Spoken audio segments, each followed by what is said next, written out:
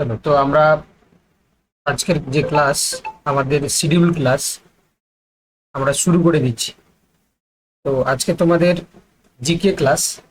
GK ক্লাসে যেটা আমরা আজকে আলোচনা করব, ইতিহাস বা হিস্ট্রি। ঠিক আছে, তো এই হিস্ট্রিতে আমরা এর আগের দিন প্রথম ক্লাস করেছিলাম, এবং প্রথম দিন ক্লাসে আমরা যে জিনিসগুলো পড়েছিলাম সেই জিনিসগুলো একটু জাস্ট বলে দিচ্ছি, তারপরে আজকে বাকি অংশটা আমরা শুরু করব। তো প্রথম দিনের ক্লাসে আমরা প্রাচীন ভারতের ইতিহাস শুরু করেছিলাম। এই প্রাচীন ভারতের ইতিহাসে আমরা আলোচনা করেছিলাম সিন্ধু সভ্যতা বা হরপ্পা সভ্যতা। এখানে আমরা এই সিন্ধু সভ্যতা, হরপ্পা সভ্যতার গুরুত্বপূর্ণ কেন্দ্রগুলোর নাম এবং তাদের অবস্থান, প্রধান নদীর নাম, আবিষ্কারক এবং কত সালে আবিষ্কার হয়েছিল, এবং তার সাথে গুরুত্বপূর্ণ প্রত্নতাত্ত্বিক আবিষ্কার এবং তার বৈশিষ্ট্যগুলো আমরা পড়েছিলাম। ঠিক আছে, সেই সঙ্গে আমরা বৈদিক যুগ এর সময়সীমা এবং এর সমাজ এবং রাজনীতি এগুলো দেখেছিলাম। বৈদিক যুগের চারটি যে বেদ রয়েছে, ঋগ্বেদ, সামবেদ, যজুর্বেদ, অথর্ববেদ, এগুলো নিয়ে আমরা পড়েছিলাম। এবং প্রত্যেকটা বেদের যে মূল বৈশিষ্ট্য কি ছিল, প্রত্যেকটা বেদের উপবেদ কি ছিল, গুরুত্বপূর্ণ তথ্য কি ছিল, এই বেদের গায়ক বা পুরোহিত কারা ছিলেন, এই সম্বন্ধেও আমরা এর আগের দিন ক্লাসে পড়েছিলাম। তারপর আমরা শুরু করেছিলাম বৈদিক যুগের রাজনৈতিক এবং সামাজিক সংগঠন। আমরা পড়েছিলাম যে বৈদিক যুগের প্রধান সমাজ ছিল পিতৃতান্ত্রিক, এবং এখানে আমরা কুল, গ্রাম, বীজ, জন এই চারটি প্রশাসনিক স্তরে ভাগ করেছিলাম বা দেখেছিলাম। দেন আমরা পড়েছিলাম যে বৈদিক যুগের নদীসমূহ প্রাচীন এবং বর্তমান তাদের নাম কি। ঠিক আছে, এগুলো আমরা পড়েছিলাম। তারপর আমরা পড়েছিলাম ষোড়শ মহাজনপদ এবং মগধের উত্থান।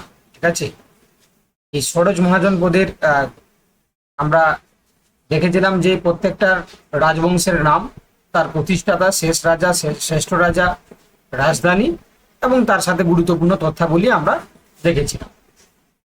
তো এখানে আমরা প্রথমে আমরা মৌর্য সাম্রাজ্য, গুপ্ত সাম্রাজ্য, তারপর বাংলার পাল এবং সেন বংশ, ঠিক আছে, এগুলো আমরা পড়েছিলাম। তো আজকে আমরা যেটা দেখে শুরু করব, এই যে জায়গা থেকে মধ্যযুগীয় ভারতের ইতিহাস, এটা থেকে আজকে আমরা শুরু করব। ঠিক আছে, আমরা এই এতটা পর্যন্ত আমরা আগের দিন পড়ে নিয়েছিলাম। ঠিক আছে, আজকে ইতিহাসের দ্বিতীয় ক্লাস, এবং এই দ্বিতীয় ক্লাসে আমরা মধ্যযুগীয় ভারতের ইতিহাস থেকে আমরা শুরু করছি। দেখো, আমি তোমাদেরকে বরাবর একটা কথাই বলি যে ইতিহাস মানে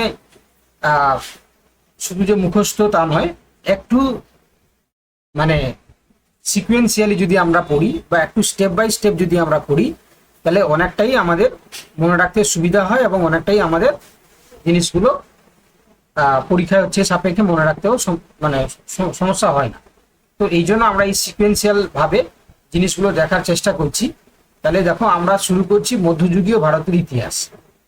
তো মধ্যযুগের ভারতের ইতিহাসকে না আমরা দুটো ভাগে ভাগ করি। কি কি? একটা হচ্ছে দেখো সুলতানি আমল, আর একটা হচ্ছে মুঘল আমল। ঠিক আছে, তো এই সুলতানি আর মুঘলের যদি ইতিহাসটাকে আমরা ভালো করে জেনে নিই, তাহলে আমাদের ভারতের যে মধ্যযুগীয় ইতিহাস সেটা কিন্তু আমরা মনে রাখতে পারবো বা সেই সম্বন্ধে আমরা জানতে পারবো। তো চলো, আমরা প্রথমে দিল্লির যে সুলতানি আমল 1206 থেকে 1526, এই সময়কালে কারা রাজত্ব করেছিলেন, তাদের সময়কাল কেমন ছিল, তাদের ঐতিহাসিক তথ্য এবং অবদান কি ছিল, এই অ্যাঙ্গেলে আমরা দেখব। তো প্রথমে দেখো, এই যে কুতুবুদ্দিন আইবকের হাত ধরে 1206 সালে দাস বংশের মাধ্যমে সুলতানি শাসনের সূচনা হয়। এটা তোমরা মাথায় ভালো করে ঢুকিয়ে নাও। ঠিক আছে, তাহলে দাস বংশের হচ্ছে কি তোমার মাধ্যমে সুলতানি শাসনের যে শুরু হয় কার হাত ধরে, না কুতুবুদ্দিন আইবক। সালটা ছিল 1206। এবং এই সুলতানি আমলের আমরা প্রধান 5টি রাজবংশকে লক্ষ্য করি। কি কি রাজবংশ? একটা আছে দাস বংশ, খলজি বংশ, তুগলক বংশ, সৈয়দ বংশ এবং লোধি বংশ। ঠিক আছে, এই 5টি হচ্ছে কি তোমার বংশে ভাগ করা হয়। তো দেখো, প্রথমে তাহলে দাস বংশ। দাস বংশের হচ্ছে কি তোমরা দেখলে প্রতিষ্ঠাতা কুতুবুদ্দিন আইবক, শ্রেষ্ঠ রাজা, তাই না? ওই সাম্রাজ্যকালে সবচেয়ে শ্রেষ্ঠ রাজা ছিলেন শামসুদ্দিন ইলতুতমিশ। ঠিক আছে, এবং শেষ রাজা হচ্ছে কায়রোবাদ। তাহলে এই যে দাস বংশ, এদের হচ্ছে কি যে রাজত্বকাল, এই রাজত্বকালের সময়ে আমরা গুরুত্বপূর্ণ কি কি ঐতিহাসিক তথ্য বা অবদান এদের আমরা দেখতে পাই। তো এর মধ্যে সবচেয়ে আমরা গুরুত্বপূর্ণ তথ্যাবলী যদি দেখি, তাহলে দেখো আইবককে আমরা লাখ বখশ বলা হতো, অর্থাৎ তিনি কুতুব মিনার ও নির্মাণ করেছিলেন। ঠিক আছে, আইবক, কুতুবুদ্দিন আইবক। ইলতুৎমিশ 40 চক্র হচ্ছে কি এবং ইকতা প্রথা শুরু করেন, এটাও কিন্তু পরীক্ষায় আসে, তোমরা জানো। দেখো এর থেকে আর খুব সংক্ষেপে করা যায় না, যতটা সংক্ষেপে করা যায় আমি ততটা করার চেষ্টা করেছি। দেখো তাহলে ইলতুৎমিশ 40 চক্র হচ্ছে কি তোমার পরীক্ষায় আসে, যে 40 চক্র কে প্রবর্তন করেন? ইলতুৎমিশ। এবং ইকতা প্রথা এটাও কিন্তু এই ইলতুৎমিশ চালু করেন। সুলতানা রিজিয়া ছিলেন দেখো দিল্লির প্রথম এবং শেষ মহিলা শাসক, এটাও পরীক্ষায় আসে। আর গিয়াসুদ্দিন বলবন তিনি সিজদা এবং পাইবস এই দুটো প্রথা চালু করেন। ঠিক আছে, মনে থাকবে। তাহলে আমরা প্রথমে দেখলাম দিল্লির সুলতানি আমল, এটা মধ্যযুগীয় ভারত ইতিহাসের প্রথম তোমার হচ্ছে কি রাজত্বকাল। এখানে আমরা দেখলাম যে এই সুলতানি বংশের সূচনা হয়েছে দাস বংশের মাধ্যমে, যার প্রতিষ্ঠাতা কুতুবুদ্দিন আইবক, শেষ রাজা শামসুদ্দিন ইলতুৎমিশ। কায়রোবাদ ছিলেন শেষ রাজা। লাখ বখশ হচ্ছে কি তোমার আইবক হচ্ছে কি তিনি আইবককে বলা হতো। আর কুতুব মিনার তিনি এই কুতুবুদ্দিন আইবক তিনি কুতুব মিনার নির্মাণ করেছিলেন। ইলতুৎমিশ হচ্ছে 40 চক্র এবং ইকতা প্রথা চালু করেন। আর কি বললাম না, সুলতানা রিজিয়া তিনি হচ্ছে কি দিল্লির প্রথম এবং শেষ শাসক মহিলা ছিলেন আর কি। ঠিক আছে, আর গিয়াসুদ্দিন হচ্ছে কি তোমার বলবন তিনি সিজদা এবং পাইবস এই দুটো কথা চালু করেন। ঠিক আছে, এটা মনে রাখতে হবে। এবার খলজি বংশ, দেখো খলজি বংশের হচ্ছে কি প্রতিষ্ঠাতা জালাউদ্দিন খলজি এবং শ্রেষ্ঠ সম্রাট হিসাবে আমরা দেখি আলাউদ্দিন খলজি, এবং শেষ রাজা দেখো মোবারক খলজি। এবারে আলাউদ্দিন খলজি তিনি মূল্য নিয়ন্ত্রণ নীতি, ঠিক আছে, বাজারের যে মূল্য নিয়ন্ত্রণ প্রথা তিনি নিয়ন্ত্রণ নীতি চালু করেন। রেশনিং ব্যবস্থা, ঠিক আছে, রেশনিং মানে ওই তোমার হচ্ছে কি এটা ওই তোমার হচ্ছে বাজার দরের সাথে জড়িত, এবং বাজার দর নিয়ন্ত্রণ চালু করেন। আচ্ছা, তিনি সেনাবাহিনীতে দাগ এবং হুলিয়া প্রথা চালু করেন, এটাও পরীক্ষায় আসে, তাই না? কে? আলাউদ্দিন খলজি। আর তাকে আমরা দ্বিতীয় আলেকজান্ডার বা সিকান্দার ই সানি আমরা বলি, কাকে? না, আলাউদ্দিন খলজিকে। ঠিক আছে, প্রত্যেকটা ইনফরমেশন কিন্তু পরীক্ষার ভিউতে কিন্তু ইম্পর্টেন্ট এবং পরীক্ষার প্রশ্ন আসে, যতটুকু লাগবে ততটুকুই করা আছে। আচ্ছা, তুগলক বংশ গিয়াসুদ্দিন তুগলক হচ্ছে দেখো এই বংশের হচ্ছে প্রতিষ্ঠাতা। তুগলক বংশের মোহাম্মদ বিন তুগলক হচ্ছে তুগলক বংশের শ্রেষ্ঠ সম্রাট নামে পরিচিত। নাসিরউদ্দিন মাহমুদ শাহ তিনি হচ্ছে কি দেখো শেষ রাজা। এবং দেখো মোহাম্মদ বিন তুগলককে আমরা পাগলা রাজা যেমন বলি, তিনি রাজধানী দিল্লি থেকে দেবগিরি বা দৌলতাবাদে স্থানান্তরণ করেন এবং প্রতীকী তামার মুদ্রা তিনি চালু করেন। ঠিক আছে, এই মোহাম্মদ বিন তুগলক। এবং তার আমলে মরক্কোর পর্যটক যে ইবন বতুতা ভারতে আসেন, যার বই কিতাব উল রেহলা। ঠিক আছে, এটা কিন্তু মনে রাখবে, ইবন বতুতা কার রাজত্বকালে আসেন? তাহলে মনে রাখবে মোহাম্মদ বিন তুগলক, এবং এই ইবন বতুতা লেখা বইয়ের নাম কি? কিতাব উল রেহলা। আচ্ছা, ফিরোজ শাহ তুগলককে আমরা সুলতানি যুগের আকবর বলি। ঠিক আছে, তাহলে এই তুগলক বংশের ফিরোজ শাহ তুগলককে আমরা সুলতানি যুগের আকবর নামে বলে থাকি। আর তিনি জিজিয়া কর কঠোরভাবে বলবৎ করেছিলেন, এটাও পরীক্ষায় আসে। ওকে, তাহলে এই কটা ইনফরমেশন আমরা তুগলক বংশ থেকে রেখেছি। ওকে, তো আশা করি এই তথ্যগুলো তোমরা মনে রাখতে পারবে। এবার পরবর্তীকালে আমরা দেখি সৈয়দ বংশ। তো সৈয়দ বংশের দেখো যে প্রতিষ্ঠাতা ছিলেন খিজির খাঁ, শ্রেষ্ঠ সম্রাট মোবারক শাহ, আলাউদ্দিন আলম শাহ ছিলেন শেষ রাজা। এবার তৈমুরলগের ভারত আক্রমণের পর সিরিজ খাঁ এই বংশ প্রতিষ্ঠা করে। ঠিক আছে, এইটুকুই, আর কিছু বেশি মনে রাখার দরকার। লোধি বংশের দেখো যদি আমরা দেখি যে এদের প্রতিষ্ঠাতা ছিলেন বলহন লোধি, শ্রেষ্ঠ সম্রাট ছিলেন সিকান্দার লোধি, আর শেষ সম্রাট ছিলেন ইব্রাহিম লোধি। ওকে, এখানে যেটা আমরা মনে রাখবো যে সিকান্দার লোধি এই যে 15 MD আগ্রা শহরটি তিনি প্রতিষ্ঠা করেন, এবং 1526 সালে পানিপথের প্রথম যুদ্ধ বাবর ইব্রাহিম লোধিকে পরাজিত করে সুলতানি শাসনের অবসান করে। ঠিক আছে, মানে এই যে আমরা সুলতানি বংশের হচ্ছে মধ্যযুগীয় সুলতানি শাসন যে শুরু হয়েছিল মানে কুতুবুদ্দিন আইবকের হাত ধরে, সেটা শেষ হয় কার মাধ্যমে? আমরা দেখতে পাচ্ছি সেটা শেষ হয় তোমার পানিপথের প্রথম যুদ্ধ হয়েছিল বাবর এবং ইব্রাহিম লোধি এবং ইব্রাহিম লোধি হচ্ছে লোধি বংশের শেষ রাজা এবং সুলতানি বংশের শেষ রাজা।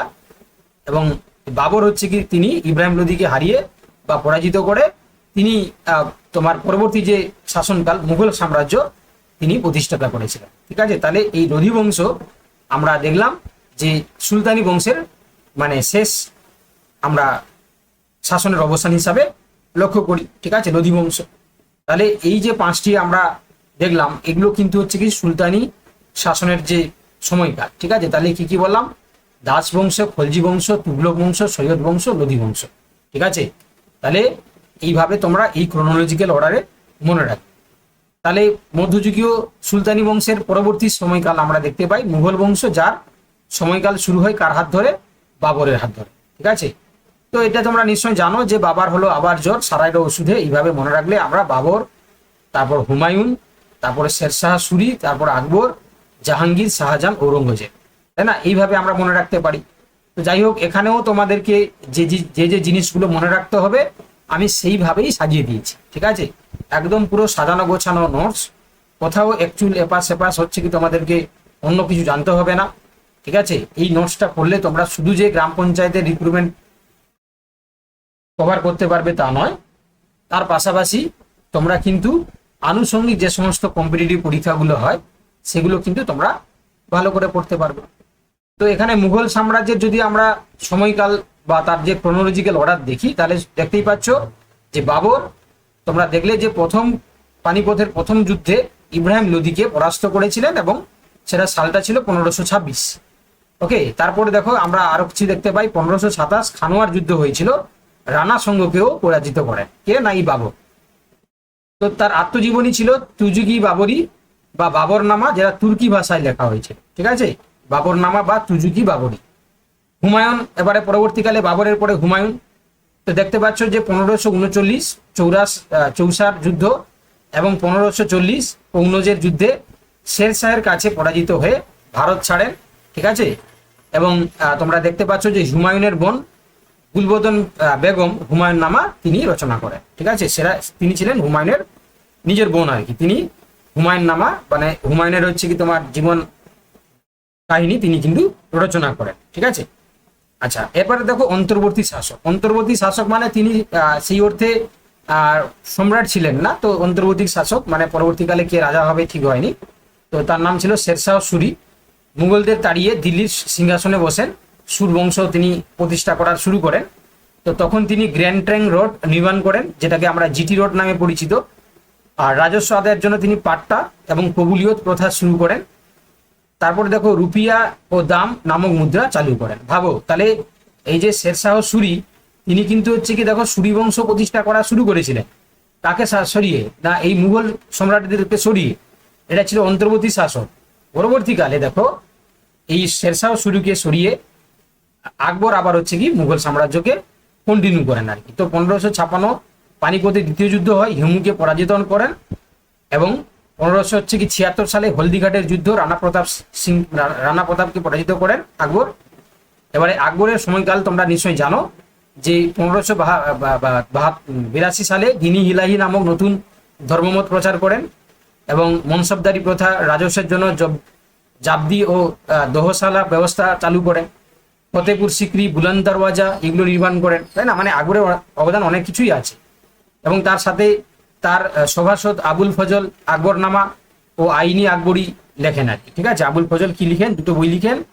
তাহলে একটা হচ্ছে কি তোমার আকবরনামা এবং আইনি আকবরী। ঠিক আছে, তার এই তোমার হচ্ছে আবুল ফজল ছিলেন সভাসদ আকবরের আর কি। ঠিক আছে, এবং তিনি খুব পাণ্ডিত্য ছিলেন এবং যার কারণে তিনি আকবরের জীবন কাহিনী এবং আকবরের আইনি যে তোমার হচ্ছে কি ব্যাপারগুলো তিনি রচনা করেন। আকবরের পরবর্তীকালে তোমরা দেখতে পাবে জাহাঙ্গীরকে মুঘল সাম্রাজ্যে তিনি আসেন। তো শিখদের পঞ্চম গুরু অর্জুন দেবকে তিনি মৃত্যুদণ্ড দেন। ঠিক আছে, এবং তার আমলে ব্রিটিশ দূত ক্যাপ্টেন হকিংস এবং স্যার থমাস রো মুঘল দরবারে আসেন এবং বাণিজ্য কুঠির অনুমতির জন্য। ঠিক আছে, মাথায় রাখবে। তাহলে কি বললাম যে ব্রিটিশ যে আমলের যে দূত ক্যাপ্টেন হকিংস তিনি জাহাঙ্গীরের সময় আসেন এবং স্যার থমাস রো তিনিও মুঘল দরবারে আসেন বাণিজ্য কুঠির অনুমতির জন্য। আচ্ছা, এবং তার যদি আত্মজীবনী আমরা দেখি, তাই না, তাহলে তুজুকি জাহাঙ্গীরি, এটা হচ্ছে কি জাহাঙ্গীরের তোমার হচ্ছে কি আত্মজীবনী নামে পরিচিত। ওকে, চলো তাহলে আশা করি তোমরা তোমার হচ্ছে কি বুঝতে পারছো যে এই জিনিসগুলো কিন্তু, আচ্ছা আমাকে আমাকে একটু জানাও তো যে এই যে জিনিসগুলো করে দেওয়া হয়েছে, দেখো যে কোনো একটা শাসনকালের অনেক কিছু তথ্য বা অনেক কিছু ইনফরমেশন থাকে, তো তার মধ্যে যে জিনিসগুলো আমরা করে দিয়েছি এই জিনিসগুলো তোমাদের কেমন লাগছে বলো, মানে পড়ছো তো? আমি এবং তোমাদেরকে একটা রিকোয়েস্ট করব যে প্রত্যেকদিন সকালে তোমরা এই ইতিহাসের একটা করে পেজ পড়ো, একটা করে পেজের হচ্ছে যা যা ইনফরমেশনটা আছে এগুলো পড়ে মনে রাখো। কি মানে তোমরা পড়ছো তো এগুলো, বা তোমরা পড়বে তো? কোনটা পড়ছো না পড়বে কোনটা বলো দেখি, আমাকে একটু জানাও তো, যারা ক্লাস করছো একটু জানাও তো। দেখো এইগুলো না ধরে ধরে করে দিতে হচ্ছে, মানে এগুলো কিন্তু তোমাদের জন্যই, ঠিক আছে? এবং আশা করব এই এই জিনিসগুলো তোমরা মনে রাখবে। দেখবে এগুলো কিন্তু হচ্ছে বানাতে যথেষ্ট টাইম দিয়েছে বাবা, তাহলে কারণ তোমরা বুঝতে পেরেছো এগুলো এইভাবে কোথাও তুমি পাবে না, তাই না? কোনো নোটস বা কোনো ইনস্টিটিউট তোমাকে এইভাবে দেবে না। হ্যাঁ দেবে, একদম পুরো বই আকারে নোটস আকারে, মানে প্রচুর জিনিসপত্র দেবে, তাই না?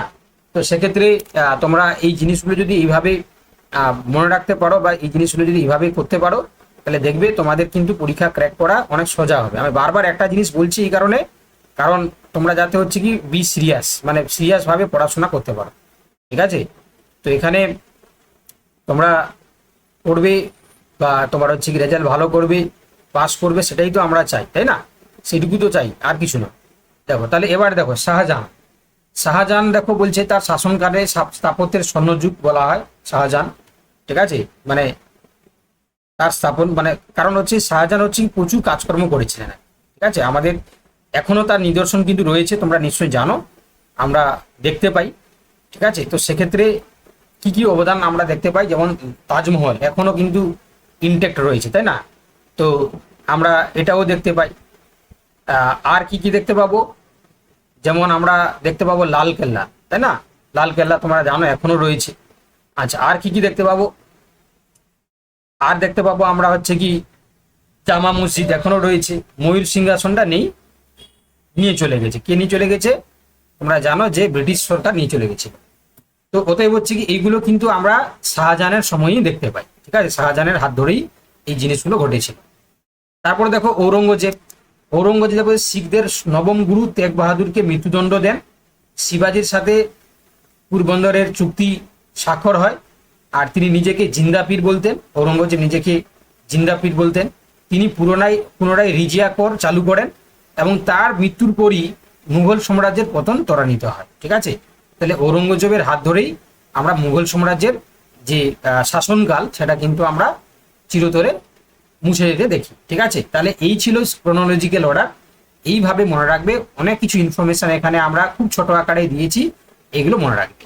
চলো পরবর্তীকালে আমরা দেখতে পাবো প্রাচীন ও মধ্যযুগের বিখ্যাত কিছু বই এবং তাদের রচয়িতা, ঠিক আছে? মানে এই যে আমরা দেখলাম, মানে মধ্যযুগটা দেখলাম, তার আগে আমরা প্রাচীন যুগ দেখেছিলাম। তো সেই সময়কালে বিভিন্ন মনীষী বা কবি যারা যারা হচ্ছে কি বা সাহিত্যিক যারা, তারা তাদের লিখনির মাধ্যমে ওই সময়কার বিভিন্ন তোমার হচ্ছে কি দিকগুলোকে তুলে ধরার চেষ্টা করেছিলেন। তো সেই বইগুলোর নাম এবং তাদের লেখকের নাম এবং সেই বইয়ে আমরা কি কি বিবরণ পাই, সেই বিবরণ তথ্যাবলীগুলো আমরা একটা টেবিল আকারে এখানে রিপ্রেজেন্ট করেছি। তোমরা সেগুলোকে মনে রাখবে এবং সেগুলোকে আমি ছোট করে ডিসকাস করে দিতে চাই। জানাও 1 মিনিট, জাস্ট 1 সেকেন্ড।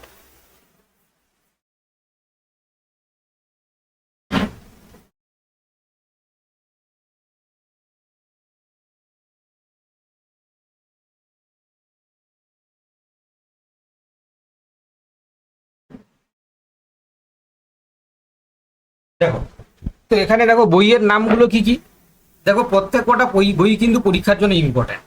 তো এখানে অস্ত্রশাস্ত্র, যেটা হচ্ছে কি কৌটিল্য বা চাণক্য লিখেছিলেন, এটা ছিল দেখো মৌর্য যুগের যুক্ত রাষ্ট্রনীতি এবং তার প্রশাসন ব্যবস্থা কেমন সেটাকে তিনি বর্ণনা করেছেন।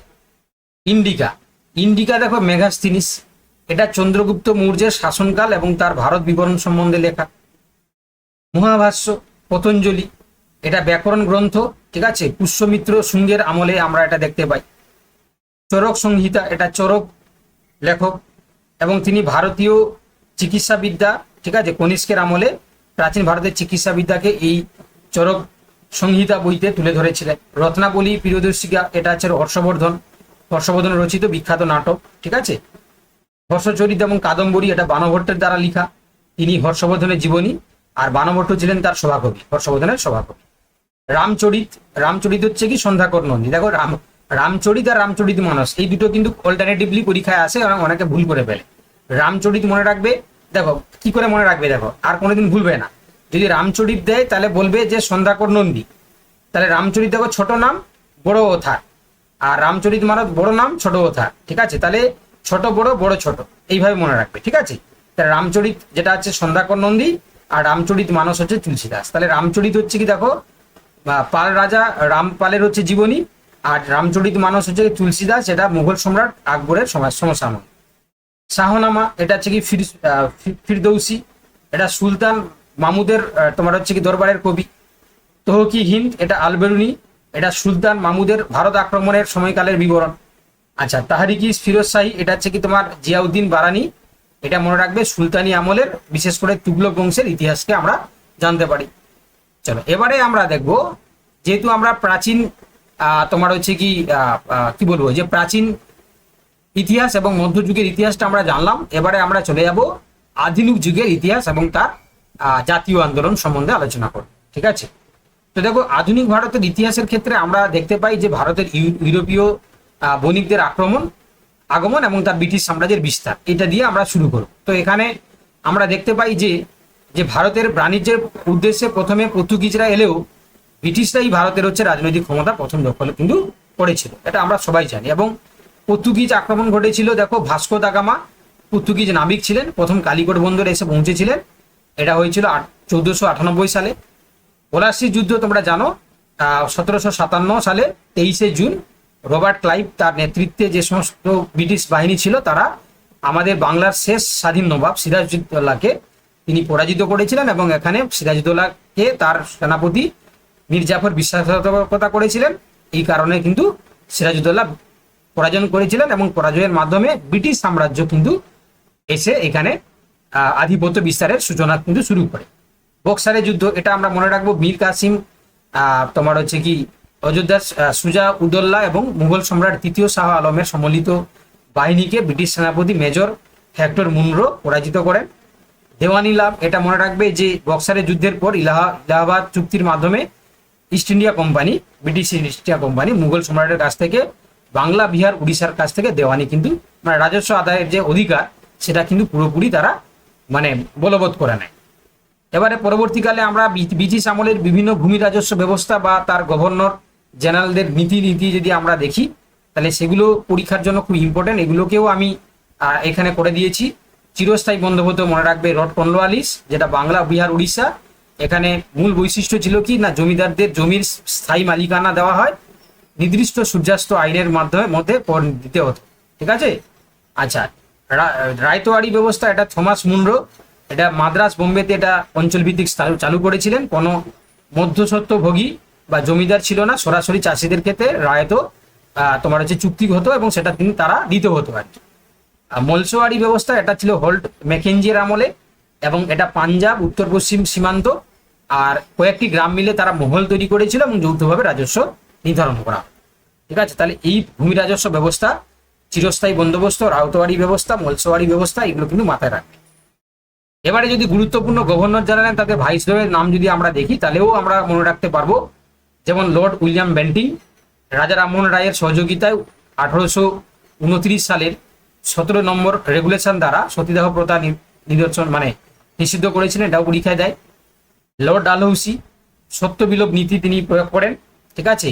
সাতারা, ঝাঁসি প্রভৃতি রাজ্য দখল করেন, এবং 1953 সালে তার আমলে বোম্বে থেকে থানে পর্যন্ত প্রথম রেলপথ চালু হয়, এটা কিন্তু পরীক্ষায় দেয়, তাই না? 1853 সালে এই লর্ড ডালহৌসির সময়ে বোম্বে থেকে থানে পর্যন্ত প্রথম কিন্তু রেলপথটা শুরু করা হয়। এর আরো একটা অবদান রয়েছে, সত্য বিলোপ নীতি তো বললাম, ঠিক আছে? তার পাশাপাশি বিবাহ আইন পাশের পিছনে এই লর্ড ডালহৌসির কিন্তু ভূমিকা আছে।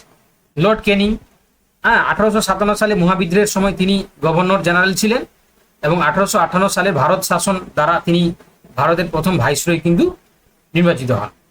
রোড লিপন এটা স্থায়িত্ব শাসনের জনক বলা হয়।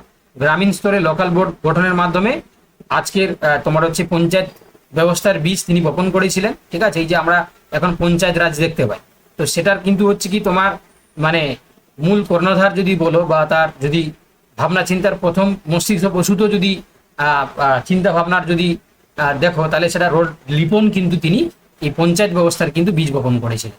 লর্ড কার্জন তিনি 1905 সালে তোমরা জানো প্রশাসনিক অজুহাতে বঙ্গভঙ্গ ঘোষণা করেন, ফলে বাংলায় তীব্র ব্রিটিশ বিরোধী আন্দোলন শুরু হয় এবং পরবর্তীকালে এটা কিন্তু রোধ করতে হয়েছে।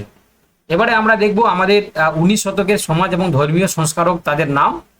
তো তার মধ্যে আত্মীয় সভা বা বঙ্গ ব্রাহ্ম সমাজ, এটা রাজা রামমোহন হাত ধরে শুরু হয়েছিল। প্রতিষ্ঠাতা সাল ছিল 1815 থেকে তোমার হচ্ছে কি 1828। এই যে আত্মীয় সমাজ বা ব্রহ্ম সমাজের এদের যে মূল উদ্দেশ্য ছিল কি, এক ঐশ্বর্যবাদ, কুসংস্কার দূর করা, সতীদাহ প্রথার বিরোধিতা। ঠিক আছে। ইয়ং বেঙ্গল বা নববঙ্গ, এটা ছিল হেনরি লুই ভিভিয়ান ডিরোজিও, ঠিক আছে, তিনি প্রবর্তন করেছিলেন। এর চিন্তাভাবনা ছিল যে যুক্তিবাদ এবং প্রগতিশীল চিন্তাভাবনার প্রসার, ঠিক আছে, কলকাতা হিন্দু কলেজ কেন্দ্রিক এই জিনিসগুলো করতে আর কি। প্রার্থনা সমাজ, এটা ছিল আত্মারাম পাণ্ডুরঙ্গ, ঠিক আছে, তিনি সমাজ সংস্কার এবং নারী শিক্ষার প্রসার করেছিলেন। ঠিক আছে। আর্য সমাজ, এটা স্বামী দয়ানন্দ সরস্বতী, তিনি বেদে ফিরে যাও এই স্লোগান দিয়েছিলেন যাতে, এবং শুদ্ধি আন্দোলনেও মানে কর্ণধার তিনি ছিলেন আর কি। থিওফিজিক্যাল সোসাইটি, এটা আছে মাদাম গ্লামারটস্কি এবং কর্নেল অলকট। এই থিওফিজিক্যাল সোসাইটির হচ্ছে কি তোমার হাত ধরে এসেছিল, কিন্তু পরবর্তীকালে ভারতে এনি বেসান্তের নেতৃত্ব দেন এবং হচ্ছে তোমার তিনি থিওফিজিক্যাল সফিক্যাল হচ্ছে সোসাইটির হচ্ছে কি তোমার অন্য মানে পুরো রেগুলেশনের দায়িত্ব কিন্তু নিয়েছিলেন। রামকৃষ্ণ মিশন তোমরা জানো স্বামী বিবেকানন্দ তিনি প্রতিষ্ঠা করেছিলেন।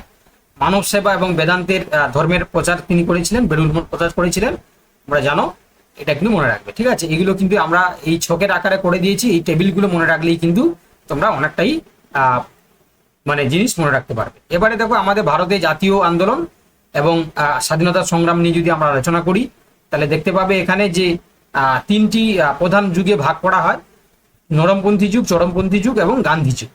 তো জাতীয় কংগ্রেসের যদি আমরা প্রতিষ্ঠাতা দেখি 1885, তোমরা সবাই জানো, অবসরপ্রাপ্ত ব্রিটিশ সিভিল সার্ভেন্ট এলান অক্টোভিয়ান হিউম এনার হাত ধরে কিন্তু এই জাতীয় কংগ্রেস, ভারতীয় জাতীয় কংগ্রেস প্রতিষ্ঠা হয়েছিল। প্রথম অধিবেশন হয়েছিল বোম্বের গোকুল দাস তেজপাল সংস্কৃত কলেজে এই 1885 সালে ডিসেম্বর তোমার হচ্ছে কি মাসে। প্রথম সভাপতি ছিলেন উমেশ চন্দ্র বন্দ্যোপাধ্যায়, উপস্থিত ছিলেন টোটাল 72 জন সদস্য প্রতিনিধি। তৎকালীন ভাইসরয় ছিলেন লর্ড ডাফরিন, তিনি কংগ্রেসকে আনুবীক্ষণিক সংখ্যালঘু বলে ব্যঙ্গ করেছিলেন। ঠিক আছে। তিনি বলেছিলেন যে খুবই সংখ্যালঘু জিনিস, তো তারা করলে কোনো যায় আসে না। এবারে দেখো এখানে যদি আমরা স্বাধীনতা আমলের যে প্রধান ঘটনাগুলি যদি দেখি, তাহলে সেখানে আমরা দেখতে পাই যে বঙ্গভঙ্গ এবং স্বদেশী আন্দোলন, যেটা 1905 লর্ড কার্জনের বঙ্গভঙ্গের বিরুদ্ধে সুরেন্দ্রনাথ বন্দ্যোপাধ্যায়, রবীন্দ্রনাথ ঠাকুরের নেতৃত্বে এই আন্দোলন করা হয়, রাখি বন্ধন উৎসব পালন করা হয়। মুসলিম লীগ প্রতিষ্ঠা 1906 সালে, ঢাকার নবাব তোমার সলিমুল্লাহ এবং আগা খানের নেতৃত্বে ঢাকায় এটা প্রতিষ্ঠা হয়। 1907 সালে হচ্ছে কি কংগ্রেসের সুরাট বিভাজন ঘটে, রাসবিহারী ঘোষের সভাপতিত্বে কংগ্রেসের নরমপন্থী চরমপন্থী, যেটা লাল বাল পাল দুটি ভাগে ভাগ হয়ে যায়। ঠিক আছে। তারপরে দেখো 1911 সালে বঙ্গভঙ্গ রোধ হয়, রাজধানী দখল হয়। তোমরা জানো যে লর্ড হার্ডিঞ্জের আমলে বঙ্গভঙ্গ রোধ করা হয় এবং ভারতের রাজধানী কলকাতা থেকে দিল্লিতে স্থানান্তরণ হয়। এটা সালটা মনে রাখবে, 1911 সাল। এবার 1916 সালে দেখো লখনৌ চুক্তি এবং হোমরুল লীগ এটা প্রতিষ্ঠা হয়।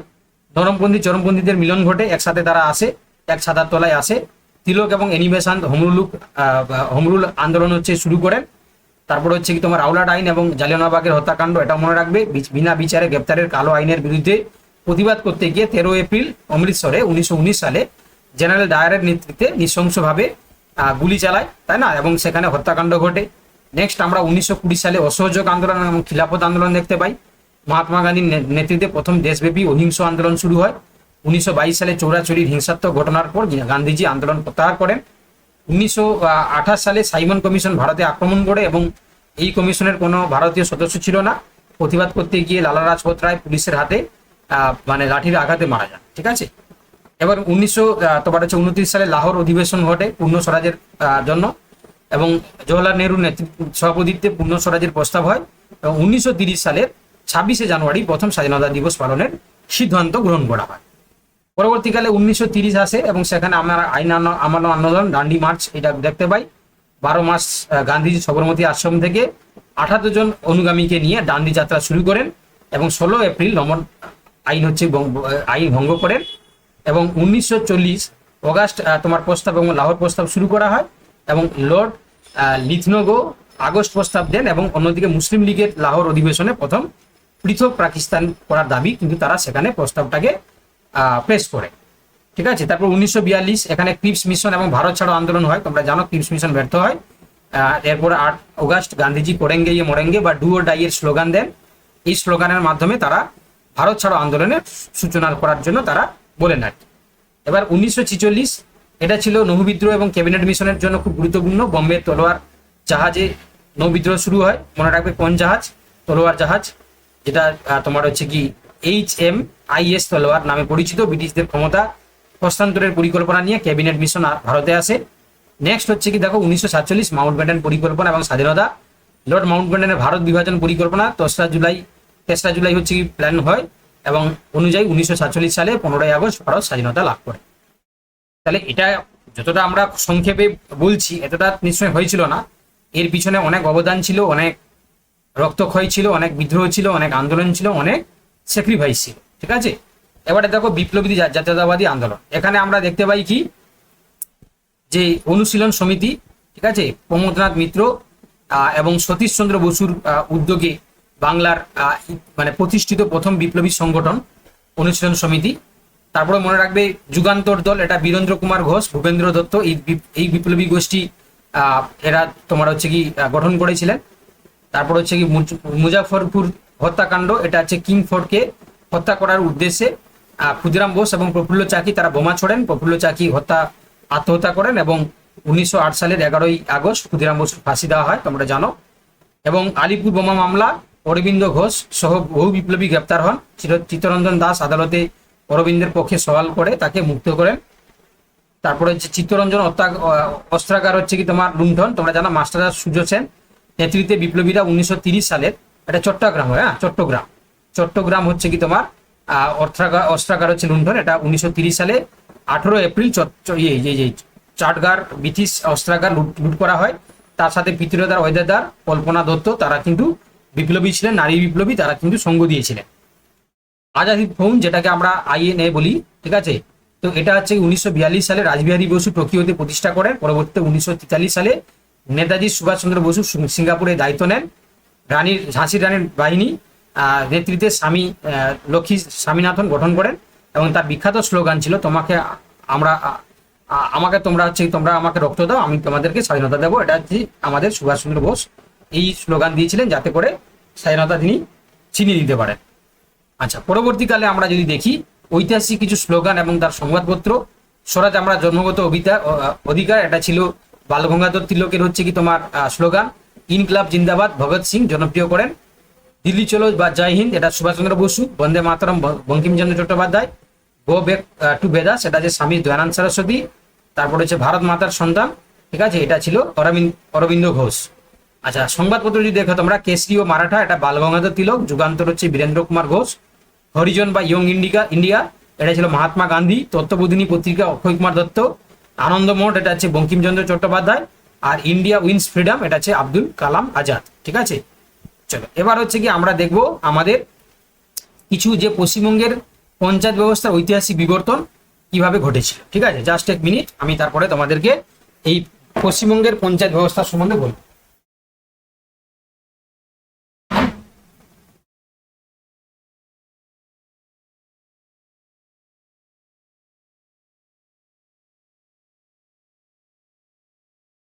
দেখো, তো এখানে পশ্চিমবঙ্গের পঞ্চায়েত ব্যবস্থা যদি আমরা দেখি তাহলে আমরা কি দেখতে পাবো না, এখানে আমরা পঞ্চায়েত ব্যবস্থা যদি দেখি তাহলে ব্রিটিশ আমলে গ্রামীণ স্থায়িত্ব শাসনের সূচনা।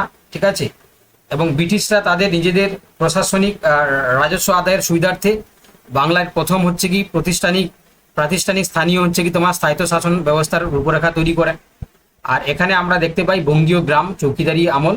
ঠিক আছে, তো এখানে আমরা বঙ্গীয় গ্রাম চৌকিদারি আইনের মাধ্যমে এখানে লর্ড মেয়ো আমলে এই আইন পাস করা হয়। গ্রামীণ এলাকায় আইন শৃঙ্খলা রক্ষা এবং চৌকিদারদের বেতন দেওয়ার জন্য এই কর আদায়ের উদ্দেশ্যে 3 থেকে 4টি গ্রাম নিয়ে চৌকিদারি পঞ্চায়েত গঠন করা হয়। এটি হচ্ছে কি আধুনিক পঞ্চায়েতের আদিরূপ নামে আমরা দেখতে পাই। ঠিক আছে, তারপরে দেখো আচ্ছা এইটা আমরা পরের দিন পড়ব। ঠিক আছে, এই যে, কারণ এটা হচ্ছে কি একটা আলাদা ব্যাপার, কারণ এটা হচ্ছে কি তোমাদের যেহেতু গ্রাম পঞ্চায়েত রিক্রুটমেন্টের জন্য, তো এই পঞ্চায়েতি রাজ ব্যবস্থাকে আলাদা করে পড়াতে হয়। ঠিক আছে, কারণ এখানে অনেক কিছু জিনিস রয়েছে, তার ইতিহাস কবে থেকে শুরু, কি কি ভাগ রয়েছে।